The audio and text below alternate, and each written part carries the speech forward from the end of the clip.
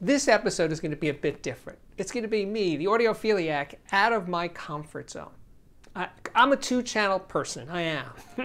But I'm going to be talking about Dolby Atmos, which is also referred to as immersive audio.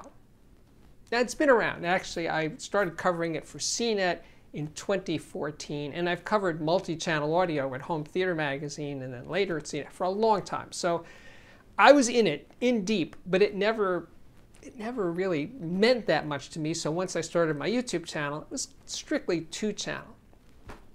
But I decided, okay, I got to check out this Dolby Atmos thing for music. And I went to a friend's home to listen to a multi-channel system with height speakers to listen to Dolby Atmos music. And I also listened to Dolby Atmos at home with headphones. I'm going to get to that in a bit. Oh, I'm also going to do, of course, an audiophiliac viewer system of the day. But regarding immersive audio, it's not a new thing. Matter of fact, I would say immersive audio started really for consumers with quadraphonic in the 1970s, 50 years ago. And it kind of lingered in the 70s. It didn't just come and go. It was pretty much that decade were various versions of quadraphonic that led absolutely nowhere. And I couldn't afford it at the time, so I never lived with it, but I certainly heard lots of quadraphonic demos and stuff in the 70s, and I was never moved enough to spend the money to have a quadraphonic system at home. On tape, reel-to-reel tape, quadraphonic seemed to be like, that's the way to do it, but of course, a lot of quadraphonic was on LP. But anyway, it went nowhere.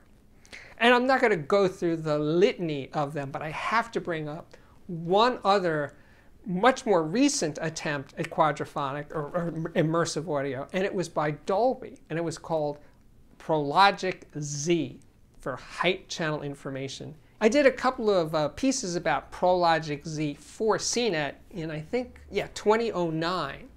And one was an Onkyo receiver that had Prologic Z and some Atlantic Technology speakers that they had separate height speakers to present this height information.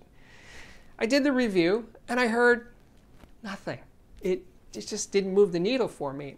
And pressure was applied, so we actually did it again at the CNET office with CNET staffers, and we would play some movies and turn the height channels on and off and ask them, did you hear any difference?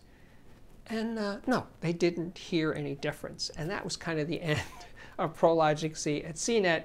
And I think, well, yeah, Prologic Z came and went without anybody weeping or caring or anything, because it was kind of a big nothing. Yeah, that was in 2009.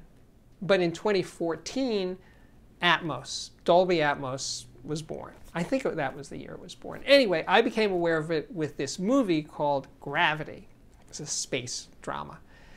And in movie theaters, it was fantastic because the sound was coming from all around you, which made sense because it's a space movie. There's things floating around, blah, blah, blah. Anyway, so eventually it comes out on Blu-ray, and I was using it in Atmos receiver reviews and stuff. And I thought it was cool. It was okay, And then later with sound bars that had Atmos processing, not as impressive. But anyway, with 5 or more or 7 or more speakers to do Atmos, you hear it, well, the more speakers you have, basically, the better it works. But I've done it with height channel front speakers, height channel rear speakers, of course, center channel and surrounds, and left and right speakers, of course. And with the right movie, it does sound more immersive. It truly does. But I think plain vanilla surround sound with 5 speakers and a subwoofer can be pretty darn immersive. And when those surround speakers are up high, yeah, you get that sense of height even just in, you don't need Atmos to get height in surround. So anyway, I went to my friend's house, Ty, and I listened to Dolby Atmos with his system with height speakers, at least sitting on top of his Klipsch Fortes with Klipsch height speakers. and an ELAC center channel speaker, and SVS Prime surround speakers, and a Canton subwoofer. And the first piece of music I listened to was a really good choice, a great way to start, and it was The Doors' Riders on the Storm. And it was like an outtake, so you hear Jim Morrison talking about, wouldn't it be great to have thunder here in the beginning? And you know, it's a really good demo, and of course having the rain sound effect and thunder, that's really good for Atmos, right? So it sounded good. It sounded very, very nice. I was impressed. And if you go back to stereo, or I mean plain old 5-channel, it sounds less so. And if you listen to it in stereo, it sounds tinier. And yeah, the Atmos does win that contest. So I got into it. I'm listening to different recordings. Oh, I listened to Prince, 1999, When Doves Cry. And it was, yikes, it was so much bigger sounding. But then I realized, it's not that it's Atmos per se. It's not the height channel information that's making me sit up straighter in my chair.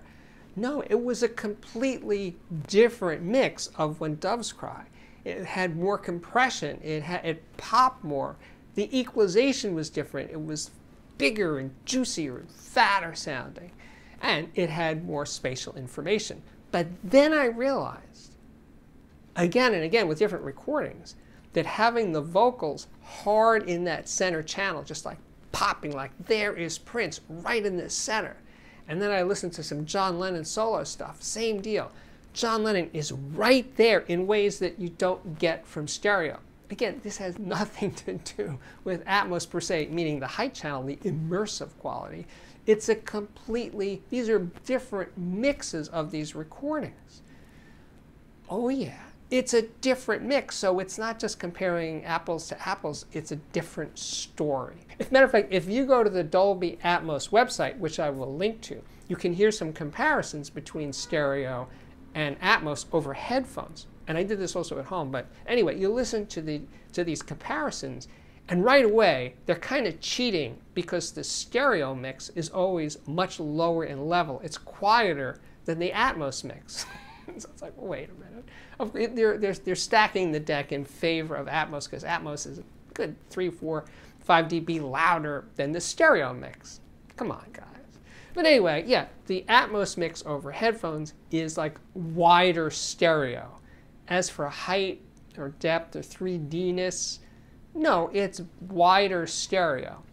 So yeah, if you don't listen for stereo, if you're not an audiophile and you're unaware of imaging, yeah, it's like, yeah, oh yeah, it's bigger sounding. It's wider. Go to stereo, it sounds smaller and more stuck inside your head.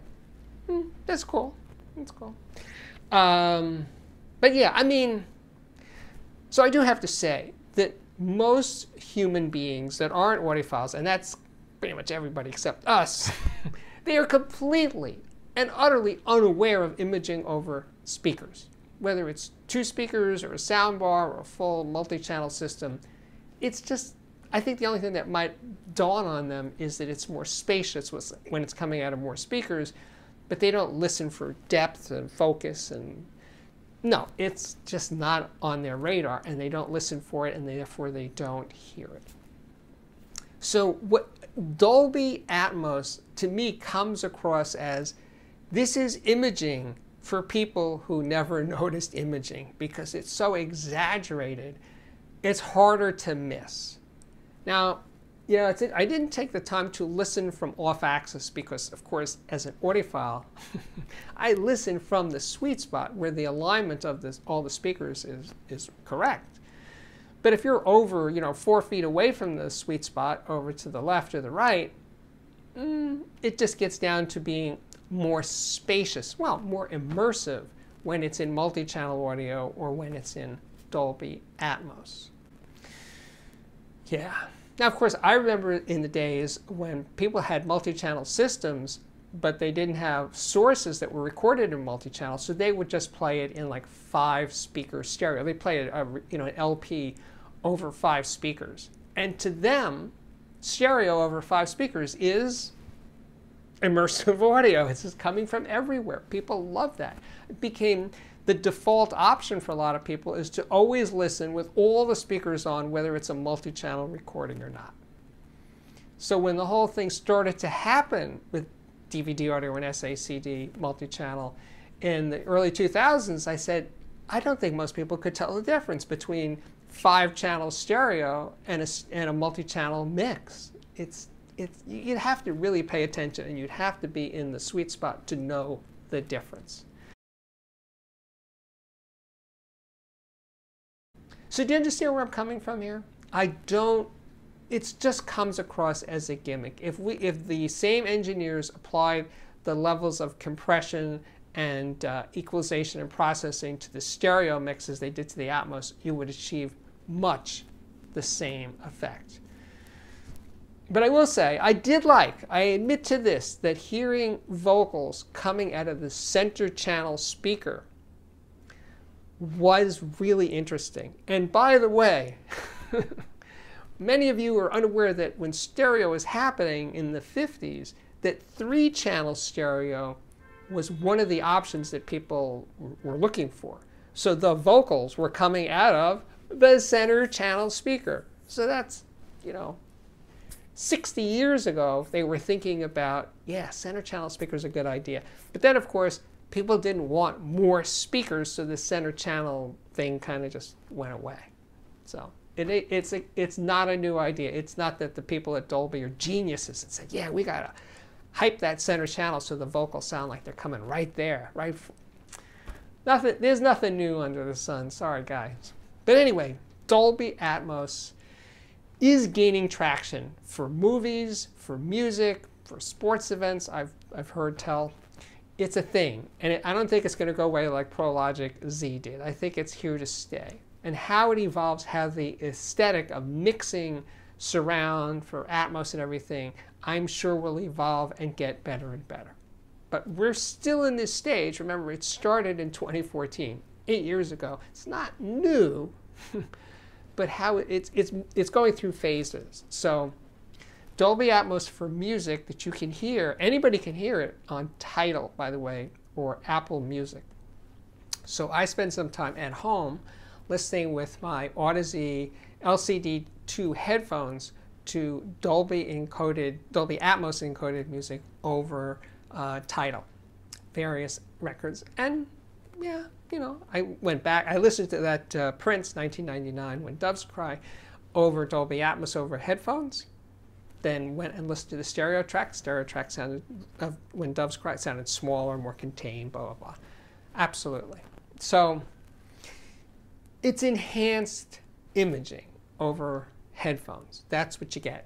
And if you like what they're doing in the mix and you have Apple Music or Tidal, be my guest. Revel in it. But you know what? Plain vanilla stereo, when it's well mixed, is incredibly spacious sounding and 3D sounding to me. I never thought I needed more. With good recordings, with great mixes, stereo is still showing a lot of promise. When well done, it's incredible how much it can create with just stereo. So I'm still a stereo person. That's what I'm saying here. I'm not really tempted to seek out Atmos. No, not really. Other than to tell you about it, I don't see any reason for me to continue. That's where I stand. Okay, I've said my piece, but now we're going to do, yes, the Audiophiliac viewer system of the day. This one comes from John. I think of it as a DIY combo platter approach. It's nice. I like this. Anyway, he started with a pair of Magnavox vintage bookshelf speakers. He sanded the finish to reveal a beautiful wood grain below, which he stained. And then he put in some Usher Audio tweeters and Arium Cantus 5 1/4-inch woofers. Power comes from a Rotel RB870BX amplifier and a Denon 3803 receiver that he's using as a preamp. There's also a Dayton 15-inch subwoofer. I like this. Thanks, John. All right, we are back. My name is Steve Guttenberg. You have been watching the Audiophiliac Show here on YouTube. If you like what I'm doing, if you keep coming back again and again and again, thank you. Thank you for watching. That's why I put all this work into doing these things. But if you really appreciate the work, please consider joining my Patreon. It's easy to do. There's many levels that you can join at. The website is linked below, and I hope you check it out. Speaking of checking it out, you could consider looking at my podcast, my new podcast called the Audiophiliac Podcast. I have a website just for the podcast, but you can also listen to the Audiophiliac Podcast on Apple Podcasts and Spotify and iHeartRadio and the usual places you would hear podcasts. And what the heck? If you like what I'm doing here on the channel and you don't want to do the Patreon, I get it, that's cool. But would you consider hitting that like button for me? It's important for the algorithm, the YouTube algorithm. They like it. They like it when viewers hit that button, the like button. And you could also subscribe to the channel. We've got 215,000 subscribers, and I am thrilled about that. So if you have already subscribed, thank you so much for doing so. And with that, I can say my work here is at last complete. See you next time.